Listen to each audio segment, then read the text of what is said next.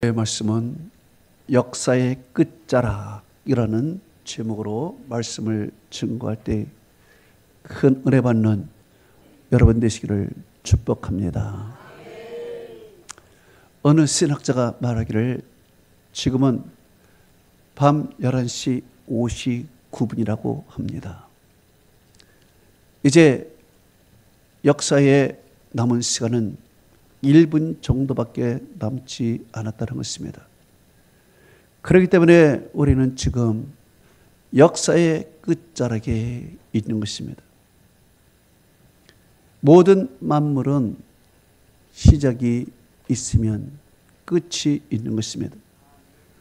전도서 3장 1절 2절에 범사의 기한이 있고 천하 만사가 다 때가 있나니 날 때가 있고 죽을 때가 있다고 말씀하고 있습니다.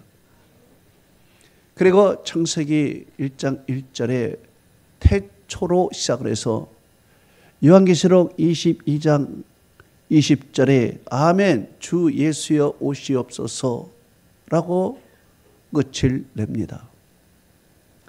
이렇게 창세기 1장의 태초의 시작에서 요한계시록 22장 20절에 예수님이 이 땅에 오시는 그날까지 성경은 그 역사를 어떻게 기록하고 있습니까? 한마디로 말하면 악이 만연하고 악이 강해지고 악이 파괴적이고 마침내 사람은 살 수 없을 정도로 고통과 그 어려움을 당하다가 심판을 받는다는 것입니다. 그 이유가 무엇입니까? 요한계시록 12장 12절은 이렇게 기록하고 있습니다. 마귀가 자기의 때가 얼마 남은 줄을 알고 크게 분내어 너에게로 내려갔음이라 하십니다. 이제 그 악한 마귀가 자기가 심판 때가 다 됐음을 알고서 이제 크게 분내고 성도에게로 가서 이 성도를 핍박하고 같이 지옥으로 합류하도록 만든다는 것입니다. 그러므로 베드로전서 4장 7절은 이렇게 말하고 있습니다. 만물이 마지막이 가까웠으니 그러므로 너희는 정신을 차리고 근신하여 기도하라 그랬습니다. 왜 정신을 차리고 근신하고 기도입니까? 베드로전서 5장 8절은 이렇게 말하고 있습니다. 너의 대적 마귀가 오는 사자같이 두루고 다니며 삼킬 자를 찾나니 너는 믿음을 굳게 하여 그를 대적하라 그랬습니다. 역사의 끝자락에는 이 악한 마귀가 더 활동하고 더 강하게 파괴적으로 역사하기 때문에 우리는 정신을 차리고 근신하고 기도하라는 것입니다.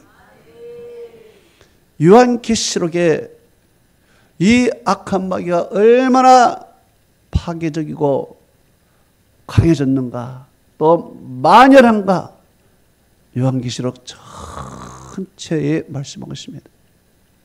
그래서 이 시간 요한계시록을 잠시 살펴보면 요한계시록 5장에 하나님의 보호자가 나오는데 그 하나님의 보호자에 하나님이 계신 것입니다. 그 하나님의 보호자에 계신 하나님의 오른손에 7인으로 봉한 두루마리가 나오는 것입니다. 그런데 이 7인을 봉할 자가 누구였는가? 그 인을 띨 자가 바로 이 땅에서 사망 권세를 이기고 부활 승천하신 어린 양 예수 그리스도였습니다. 이 어린 양 예수 그리스도가 하나님의 오른손에 있는 그 7인을 하나씩 띄기 시작하는 것입니다. 그래서 하나 첫째 인을 딱 뜰 때 흰 말이 나오는 것입니다. 둘째 인을 뜰 때 붉은 말이 나옵니다. 셋째 인을 뜰 때 검은 말이 나옵니다. 넷째 인을 뜰 때 청황색 말이 나오는 것입니다. 이것은 무엇을 상징하는가? 흰 말이 나왔을 때 활을 든 자가 면류관을 쓰고 나가서 세상을 이기고 또 이겼다고 했습니다. 이것은 얼핏 보면 예수 그리스도와 같지만은 그것이 아닌 것입니다.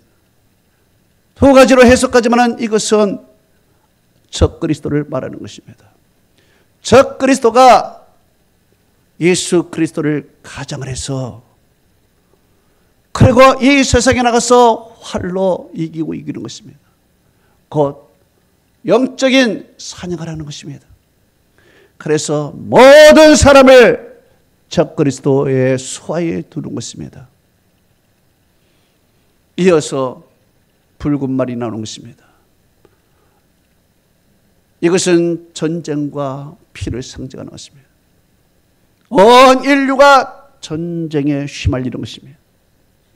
그리고 붉은 피를 흘려 죽어가는 것입니다.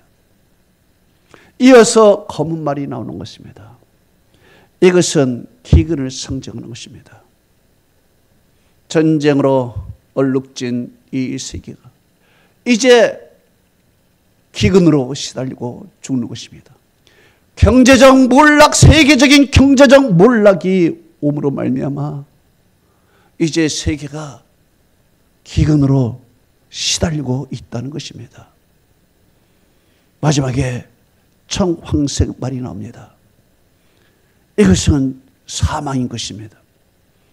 곧 역병으로 죽고 많은 사람들이 다 죽어가는 것입니다. 제가 얼마 전에 중국을 갔다 왔을 때 중국의 한 도시를 들렸을 때 깜짝 놀랐습니다. 두 집 건너 한 집이 비어있고 아파트 통째가 비어있고 도시에 사람이 별로 없는 것을 보고 사람이 더 어디 갔나?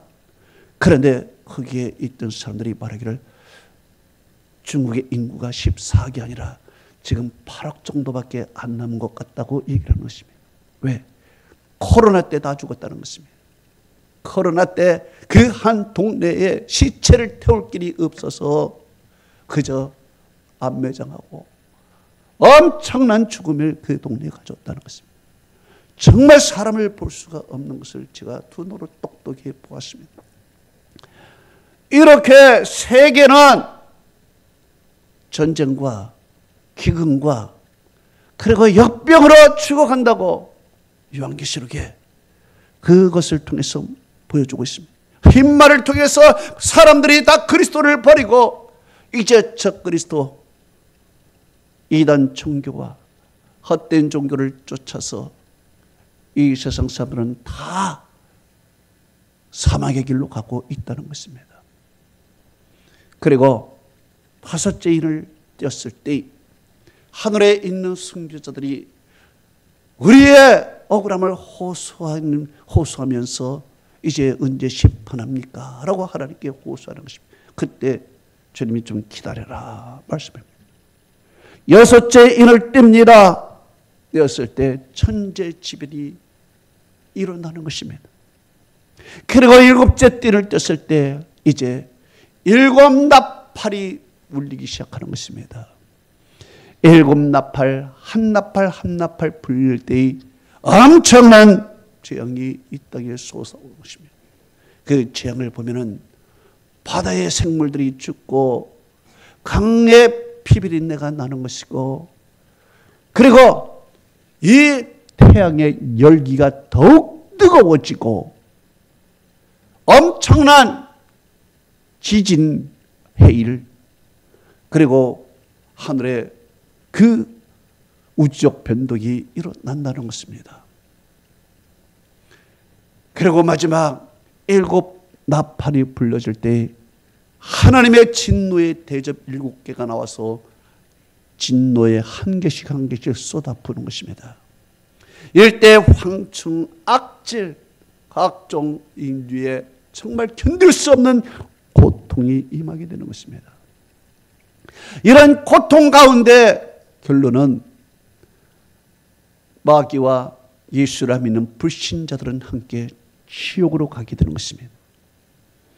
그리고 이 고통 가운데서도 인내하여 믿음을 지킨 자들은 이제 구원을 받고 들림을 받아서 공중에서 주를 영접하여 천년왕국을 누리면서 세세토록 왕노릇하는 것을 이 요한계시 속에서 보여주고 있는 것입니다.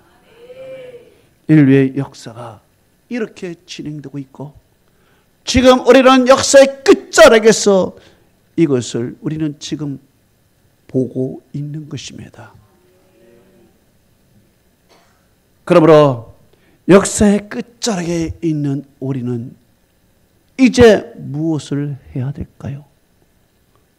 오늘 성경을 통해서 우리에게 귀한 가르침을 주고 있습니다. 첫째로 역사의 끝자락에 있는 성도는 기도해야 한다는 것입니다. 베드로전서 4장 7절에 만물이 마지막이 가까웠으니 그러므로 너희는 정신을 차리고 근신하여 기도하라 그랬습니다. 이 세상은 지금 만물이 마지막이 가까운 것입니다. 예수님께서 요한복음 4장 35절에 이렇게 제자들에게 말씀했습니다. 너희는 넉 달이 지나야 추수할 때가 이르겠다 하지 아니하였느냐. 그러나 나는 너에게 이르노니 너희 눈을 들어 밭을 보라. 휘어져 추수하게 되었도다 라고 말합니다. 자, 제자들은 지금 추수할 때는 넉 달이 남았다는 것입니다. 여유가 있다는 것입니다. 시간이 있다는 것입니다. 종말은 아직 멀었다는 것입니다. 그러나 예수님은 아니라는 것입니다. 지금이라는 것입니다. 너희가 눈을 들어 세상을 보라는 것입니다. 지금 세상이 휘어져 추수하게 됐다는 것입니다. 예수님이 보는 시간과 우리가 보는 시간이 다른 것입니다. 우리는 여유가 있다, 시간이 있다라고 하지만 주님께서는 시간이 없다라고 얘기합니다. 사도 바울도 똑같은 말을 하고 있습니다. 고린도후서 6장 1절에 보라 지금은 은혜 받을 만한 때요 보라 지금은 구원받을 만한 때로다 그랬습니다. 지금 은혜 받지 못하면 영원히 은혜 받지 못한다는 것입니다. 지금 구원받지 못하면 영원히 구원받지 못한다는 것입니다. 그렇기 때문에 시간이 없다는 것입니다. 시간이 없으니 너희들은 지금 기도할 때라는 것입니다. 여유 있게 뒷짐지고 살 때가 아니라는 것입니다. 주님 앞에 나와 간절한 마음으로 기도할 때라는 것입니다. 왜 마지막 때 기도해야 됩니까? 하나님이 주신 은혜를 지키기 위함인 것입니다. 왜 기도해야 됩니까? 마지막 때에 하나님이 주신 구원을 지켜야 하기 때문에 그런 것입니다. 왜 마지막 때에 기도해야 됩니까? 하나님이 주신 복을 지켜야 하기 때문에 그런 것입니다. 이것을 지키지 않으면 우리는 다 잃어버리는 것입니다. 정신을 차리고 근신하여 기도하라고 했습니다. 여러분, 세상에 정신을 차리지 못한 사람이 얼마나 많이 있습니까? 저는 이번 캄보디아의 사건을 보면서 이야, 이 세상에 정신없는 사람들이 그렇게 많구나. 이 정신없는 청년들, 정신없는 사람들이 이렇게 많구나 그랬습니다. 여러분 생각해 보십시오. 이렇게 정신없는 사람이 고수익을 누리며 캄보디아로 갔지만 거기서 기다린 것은 폭행과 감금과 그리고 사기와 장기매매와 인신매매, 마지막에는 거기서 있는 소각장에서 불태워 사라져버리는 것입니다. 이 모든 것을 왜 모릅니까? 이 정신 빠진 사람들인 것입니다. 한국에서 제대로 돈도 못 버는 사람이 어떻게 후진국에 가서 한 달에 1,000만 원씩을 벌 수 있겠습니까? 1,000만 원 거저로 주나요? 한 달에 1,000만 원을 받으면 일반적인 보통 일을 하겠습니까? 노예 같은 일을 해야겠죠. 그것을 모르고 정신 빠질 사람이 가가지고 이용당하고 결국에는 폭행당하고 죽고 마지막에는 살려주세요 살려주세요 하고 있지 않습니까? 그게 한두 명입니까? 여러분, 이 정신 빠진 사람들이 이렇게 많아. 성도들도 정신 빠진 사람들이 많이 있어요. 정신 차리지 못한 성도들.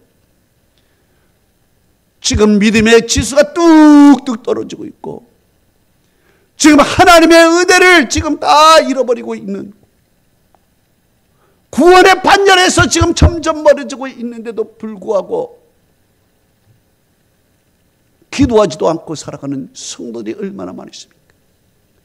그리고 지옥불에 가서 살려주세요 살려주세요. 때는 늦은 것이요.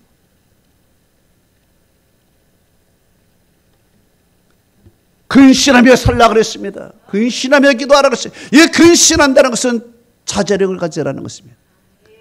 자제력을 잃은 사람 보십시오. 감정주의적인 사람, 충동적으로 살아갔습니다. 감정을 컨트롤하는 것은 이성인 것입니다. 이성을 컨트롤하는 것은 영성인 것입니다. 그렇기 때문에 기도하면 영성이 살아나게 되는 것이고, 영성이 살아나게 되면 이성과 감정을 통제하게 되는 것입니다. 이성과 감정은 이 환경의 지배를 받지만은 영성은 환경의 지배를 받지 않습니다. 그렇기 때문에 이 기도에서 영성이 살아나게 되면은 이 환경이 어떠한 간에 내 이성과 감정을 컨트롤하게 되고, 어떤 환경이 있든지 마음의 기쁨과 평안을 누리게 되는 것입니다. 환경을 이길 수 있는 것이죠. 시편 16편 6절에서 8절은 말하고 있습니다. 내게 줄로 지어준 구역은 아름다운 곳에 있으며 나의 기업은 실로 아름답도다. 나를 훈계하신 여호와를 송축할지로다. 밤마다 내 양심이 나를 교훈하도다. 내가 항상 여호와를 내 앞에 모시며 그가 나의 오른쪽에 계심으로 내가 흔들리지 아니하리다. 주께서 줄로 지어준 구역이 아름답다 그랬습니다.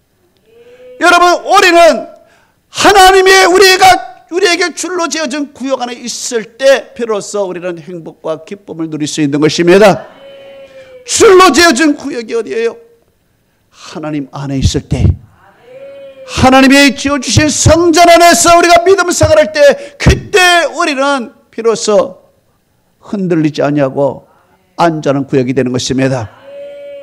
한국 밖을 나가서 캄보 들어가면 죽음이 기다리는 거예요. 성전 따라서 믿음을 따라서 세상으로 향하면 악한 마귀가 기다리고 있는 것입니다.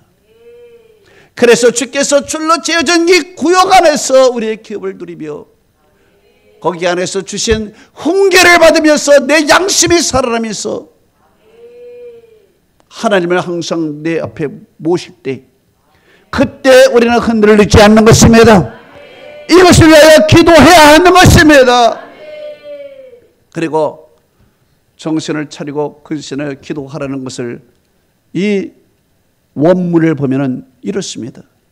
너희는 기도하기 위하여 맑은 정신을 유지하라, 이런 뜻입니다. 자, 여러분, 맑은 정신을 유지하지 않으면 기도할 때 중언부언하고, 기도를 하려고 그러면 잡념 때문에 기도가 안 되는 것입니다. 그렇기 때문에 기도하기 위해서 우리는 맑은 정신부터 유지해야 되는 것입니다. 이 맑은 정신을 어떻게 가질 수 있습니까? 삶의 단순성을 가져야 됩니다.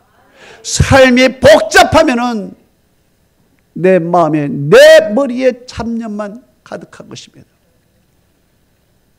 어떻게 내 삶이 단순해집니까? 성경은 늘 말하죠. 오직 예수, 오직 믿음, 오직 기도해요. 마태복음 17장 8절은 말하고 있습니다. 제자들이 눈을 들고 봄에 예, 오직 예수 외에는 아무것도 보이지 아니하니라 그랬습니다. 오직 예수예요. 로마서 1장 17절에 오직 의인은 믿음으로 말미암아 살리라. 오직 믿음이야. 오직 믿음. 빌립보서 4장 6절은 말하고 있습니다. 아무것도 염려하지 말고 다만 모든 일에 기도와 간구로 너희 구할 것을 감사함으로 하나님께 아뢰라. 마가복음 9장 29절 말하고 있습니다. 기도 외에는 다른 것으로는 이런 유가 날 수가 없느니라. 오직 기도예요. 내 삶의 단순한 것을 유지하려면 오직 예수, 오직 믿음, 오직 기도, 여기에 집중을 해야 되는 것입니다. 집중을 해야 기도가 되는 거예요.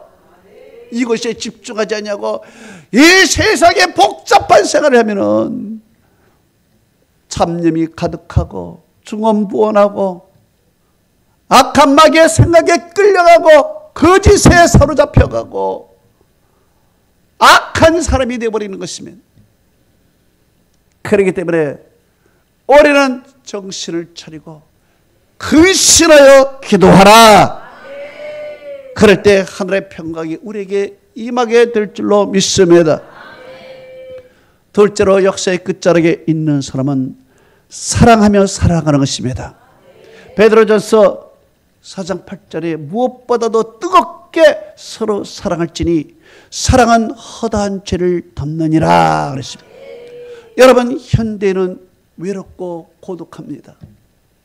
외롭고 고독하게 살다가 결국에는 고독사하면서 죽는 것입니다. 이렇게 외롭고 고독하게 살다가 고독사로 죽어가는 사람 보면은 그 삶에 사랑할 대상도 없고 사랑을 주는 사람도 없는 사랑에 결핍한 인생을 살아가는 것입니다. 참으로 불행한 것입니다. 그리고 사랑을 줄 대상이 없으니까 강아지한테 사랑을 주는 거 아니겠어요? 여러분, 강아지한테 줄 사랑이 있으면은 이웃에게 사랑을 줘야 되는 것입니다. 목사님이 개를 미워하나? 나도 개를 13년이나 키워봤어. 다 알아, 다 알아. 얼마나 내가 마지막에는 개 수발까지 뛰는 사람이야. 여러분, 이게 다 사랑이 결핍해서 그런 것입니다. 네? 우리 아들이 개 사달라 그래가지고 개를 사줬더니 이뻐만 하고 치우는 건 다 내가 해야 돼. 내가 얼마나 고생했는지 몰라? 그래서 다시는 안 키운다 그랬어, 내가 아주. 여러분, 이 세상에 외롭고 힘든 사람이 많이 있어요. 우리는 그들에게 사랑을 베풀어 줘야 되는 것입니다. 사랑을 베풀어 줘야 돼요. 할렐루야. 여러분, 여기에 사랑의 중요성을 뭐라 그러냐? 무엇보다도 뜨겁게 서로 사랑할지니 그랬으면 사랑이 그렇게 중요하다는 거예요. 믿음, 소망, 사랑, 이 세 가지는 항상 있을 것인데 그 중에 제일은 사랑이라고 했습니다. 여러분, 믿음과 소망은 이 땅에 있을 때만 필요해. 왜 믿음이 필요해? 주님이 보이지 않으니까 믿음이 필요해. 왜 소망이 필요해? 천국이 미래이고 천국이 아직 보이지 않으니까 소망이 필요해. 그러나 사랑은 뭐예요? 이 땅에서도 필요하지만 천국에 가서도 사랑은 필요해. 주님 사랑하고 성도 사랑하는 것은 영원한 것입니다.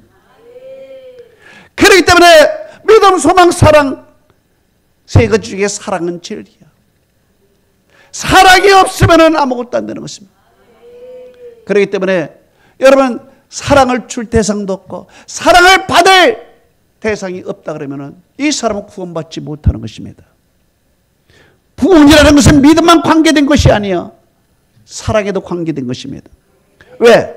천국에서는 사랑도 줘야 되고 사랑도 받아야 되는데 이 땅에서 사랑도 주지 못하고 사랑도 받지 못하니 천국에 갈 필요가 있겠는가 말이에요.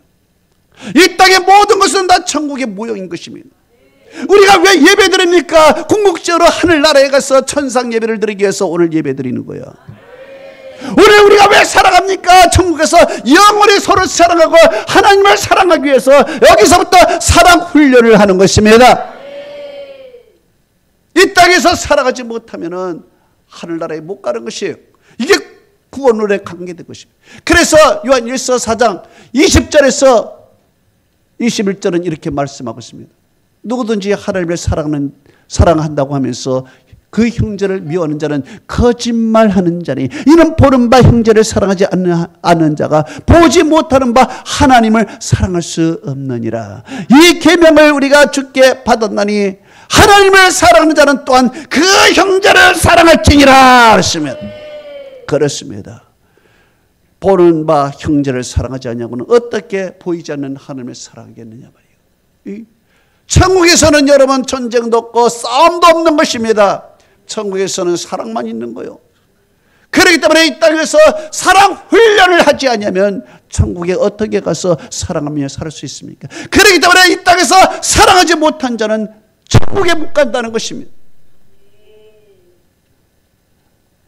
그래서 하나님께서는 두 가지의 중요한 계명, 네 몸과 마음과 뜻과 정성을 다해서 네 하나님을 사랑하고 둘째는 이와 같으니 네 이웃을 네 자신과 같이 사랑하라 그랬습니다. 이 두 계명이 얼마나 중요한 것인지. 사랑은 서로 사랑하라고 했습니다. 서로 사랑한다고 해서 남에게 사랑을 강요하는 것이 아닙니다. 내가 사랑을 주면 상대방의 사랑으로 반응한다는 것입니다. 내가 상대방의 반응할 정도로 사랑하라는 것입니다. 서로 사랑하라는 것은 내가 요만큼 사랑을 줬으니 너 요만큼 나에게 준다고 하면 안 되는 것입니다. 내가 사랑을 주면은 그 사람이 그 사랑에 감동하고 그 사랑에 반응하는 거예요. 그래서 내가 사랑을 했음에도 불구하고 상대방이 나에게 반응하지 않으면은 그만큼 그 사람에게 사랑을 주지 못한 것입니다.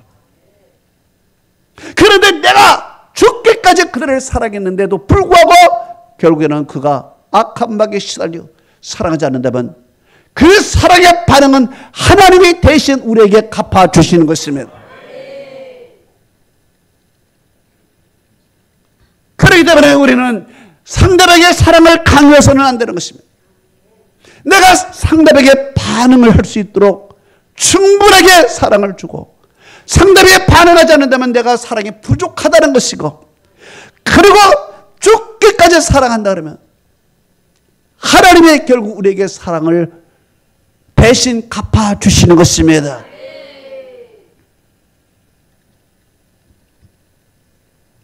또한 사랑은 주는 것입니다. 사랑은 주는 거예요. 우리 주님께서 우리를 위하여 독생자를 주셨듯이 주는 거예요. 성경은 말하고 있습니다. 요한일서 4장 10절에서 11절이 사랑은 여기 있나니 우리가 하나님을 사랑한 것이 아니요 하나님이 우리를 사랑하사 우리 죄를 속하여 화목제물로 그 아들을 주셨습니다. 그러므로 사랑하는 자들아 하나님이 같이 우리를 사랑하셨으니 우리도 서로 사랑하는 것이 마땅하도다. 할렐루야. 마땅한 거예요. 이게 뭐 특별한 거 아닌 것이 하나님의 사랑을 받았으니 하나님의 사랑을 주는 것이 마땅한 걸 갖고 내가 사랑을 이만큼 준 것을 과장 표현하고 내가 이런 사람이라고 해서는 안 되는 것입니다. 사랑은 주는 거예요. 자기 목숨까지 주는 것입니다. 그래서 성경은 말하고 있습니다. 요한복음 15장 13절에 사람이 친구를 위하여 자기 목숨을 버리면 이보다 더 큰 사랑이 없나니 너희가 내가 명하는 대로 행하면 곧 나의 친구라 그랬습니다. 여러분 내가 친구를 위하여 목숨까지 줄 수 있는 그런 사람이 되었습니까? 이거 아니면 사랑이 아니라는 것입니다. 삽친구라는 것이 있습니다. 삽친구. 영어로 말하면 샤버 프렌드 것입니다. 이 삽친구가 무엇이냐? 내가 지금 밤이 되어서 깊은 잠에 들었습니다. 깊은 잠에 들었는데 노크 소리가 났습니다. 누구야? 하고 나갔습니다. 그랬더니 내 친구가 다급한 소리로 나에게 말했습니다. 친구야. 왜? 내가 지금 사람을 죽여서 시체를 가지고 왔어. 이렇게 얘기할 때 그 친구는 깜짝 놀라 당황했습니다. 그리고 이내 알았어. 내가 삽 가지고 올게. 삽 가지고 올게. 그래. 여러분, 우리는 아마 그럴 겁니다. 깜짝 놀라서 이게 무슨 소리야? 자네 정신이 있나? 충고하고 권면하고 자진 신고하게 만들고 신고 안 하면 내가 신고하는 거 아니겠습니까?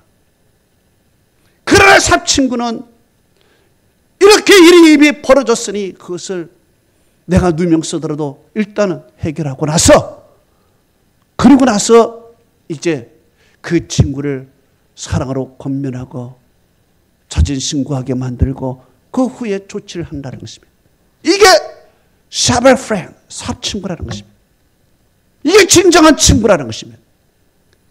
여러분, 하나님은 우리에게 삽친구야. 왜? 우리가 죄로 말미암아 죄의 존재가 되어버린 것입니다.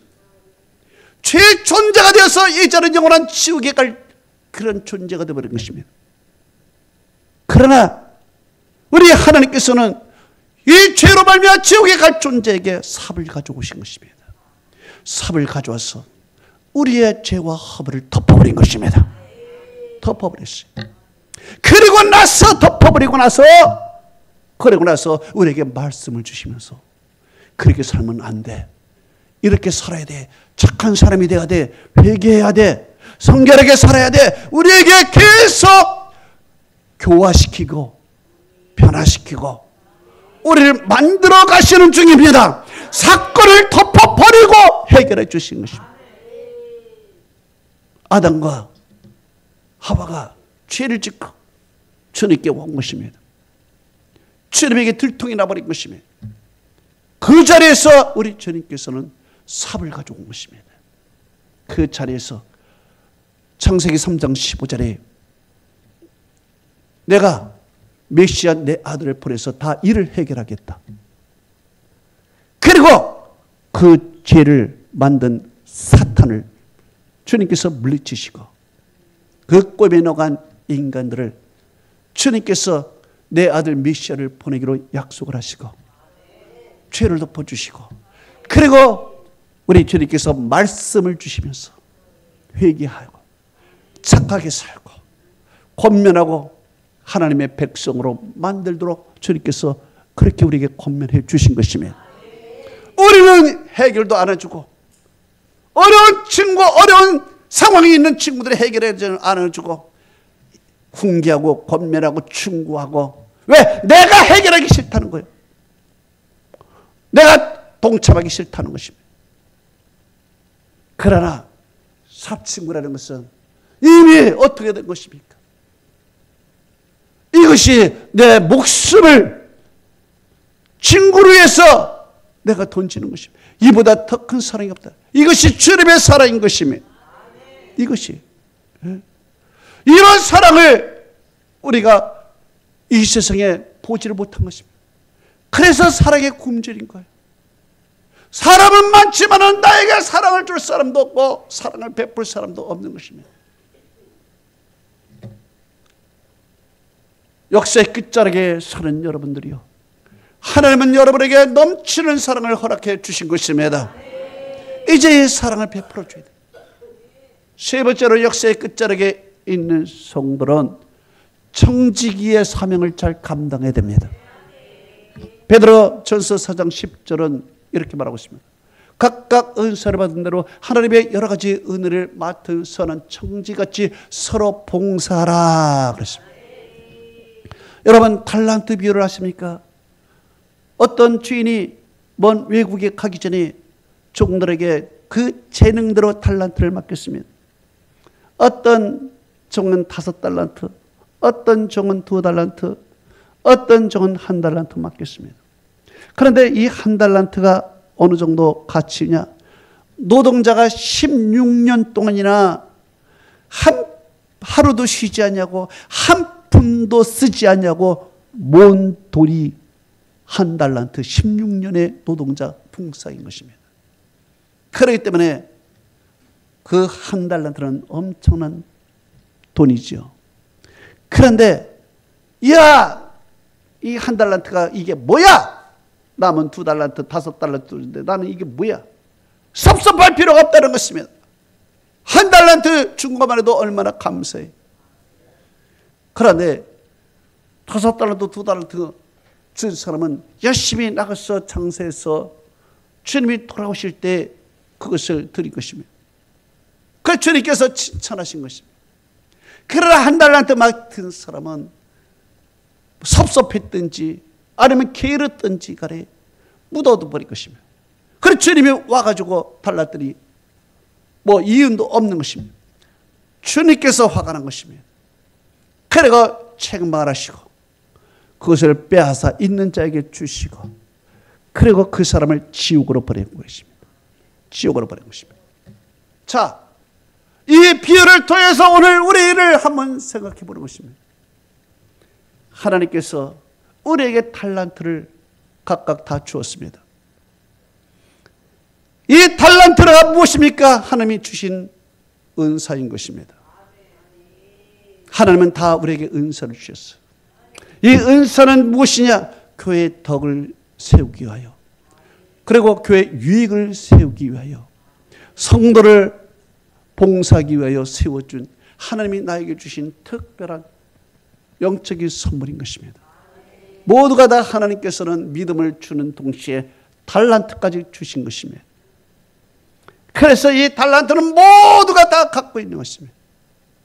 그러나 이 달란트를 받음에도 불구하고 교회 덕도 세우지 않냐고, 교회 유익이 되지도 않고 참여하지도 않고 귀하게 여기지도 않냐고, 성도도 섬기지 않냐고 이러면은 우리는 한 달란트를 땅에 묻어둔 그런 사람과 똑같은 것입니다.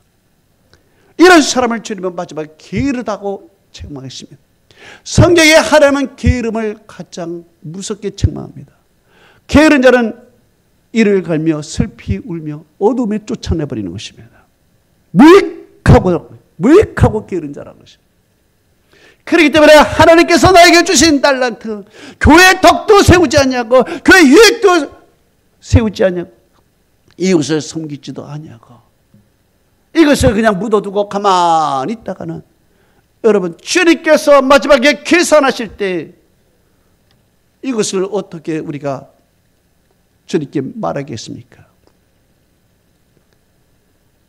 만약에 우리가 주님이 주신 달란트를 잘 감당해서 주님께 내놓으시면 주님께서는 마태복음 25장 23절에 칭찬할 것입니다. 잘하였도다 착하고 충성된 종아, 내가 적은 일에 충성했으에 많은 것을 내게 맡기리니 네 주인의 즐거움에 참여할지어다. 저는 여러분이 이런 칭찬 듣기를 바라고 주인의 즐거움에 참여하는 천국잔치에 여러분 참여하기를 축복합니다. 결론을 맺습니다. 지금은 역사의 끝자락에 있습니다. 11시 59분인 것입니다. 지금 초시계는 점점 돌아가고 있습니다. 우리가 보기에는 무슨 놈의 역사의 끝자락이야? 아직도 넉 달이 남았는데 라고 생각하지만 주님께서는 아니라는 것입니다. 너희 눈을 들어 보라는 것입니다. 세상의 눈을 들어 보십시오. 지금 이것이 정상적으로 돌아가는 세상입니까? 이러한 역사의 끝자락에 있는 이 세상에 있는 우리가 해야 할 일이 무엇입니까? 우리의 믿음을 지키기 위해서, 우리의 주신 은혜를 지키기 위해서, 우리의 구원을 지키기 위해서 우리는 기도해야 하는 것입니다. 역사의 끝자락에 있는 우리는 사랑을 베풀어야 돼.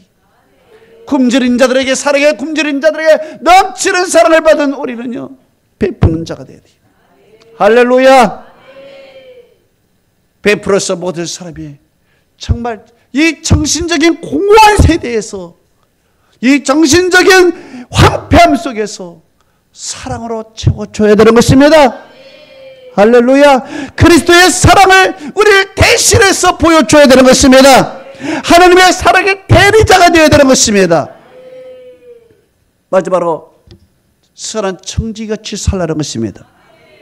지금 악한 마귀가 이 교회를 흔들고 세상의 영적인 신발을 타고 온 그런 적그리스도들이 이 세상에 난무하고 있습니다. 그렇기 때문에 이제 성도는 하나님이 주신 은사를 가지고 교회의 덕을 세우고 교회의 유익이 되고 성도를 섬기는 자들이 되어야 됩니다. 그럴 때 주님께서 잘하였도다, 착하고 충성된 종아, 이런 칭찬이 여러분에게 있기를 주님의 이름으로 축원합니다. 우리 하나님께 영광의 박수를 크게 돌립니다. 할렐루야, 아멘.